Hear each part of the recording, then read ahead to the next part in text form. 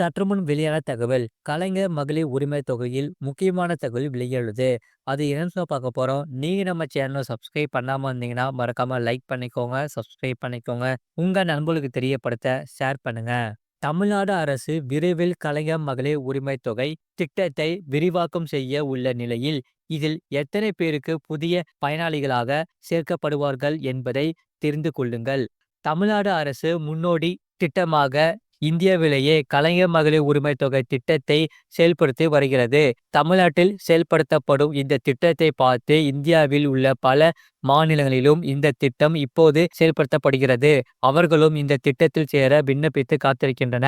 அடுத்த ஆண்டு சட்டப்பேரவை தேர்தல் நடைபெற இருப்பதால் இந்த திட்டம் விரிவாக்கம் செய்யப்படுவது ஏறத்தாழ உறுதி. இருப்பினும் எத்தனை பேர் புதிய பயனாளிகளாக சேர்க்கப்படுவார்கள் என்ற கேள்வி இருக்கிறது. அண்மையில் கலைஞர் மகளிர் உரிமை தொகை திட்டத்தில் பயனாளிகளாக இருந்த தகுதியற்ற மற்றும் மரணம் எய்திய சுமார் 1,00,000 பேர் நீக்கப்பட்டன. அவர்களுக்கு பதிலாக புதிய பயனாளிகளாக சேர்க்கப்பட வாய்ப்பு இருக்கிறது. அந்த வகையில் 1,00,000 பேர் வரை கலைஞர் மகளிர் உரிமை தொகை திட்டம் விரிவாக்கம் செய்யப்படும் போது பயனாளிகளாக சேருவார்கள். முழு வீடியோ லிங்க் கீழே இருக்கு. அதை கிளிக் பண்ணி பாருங்க. மறக்காம லைக் பண்ணிக்கோங்க.